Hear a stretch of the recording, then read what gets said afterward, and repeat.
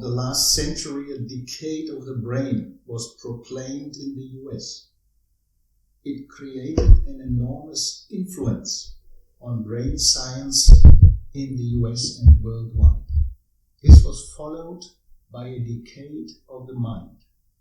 The American Psychiatric Association in 2001 organized their annual congress under the motto, Mind Meets Brain.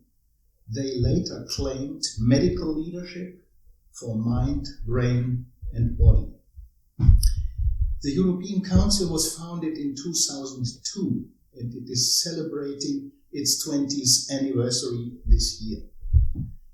EBC has assembled the major European players in the fields of neuroscience, has catalogued and analyzed their research to ongoing forces and joining forces in developing and sharing innovative activities towards better brain health. Indeed, there is no health without mental health, but mental health without brain health. And what about the impact of body health?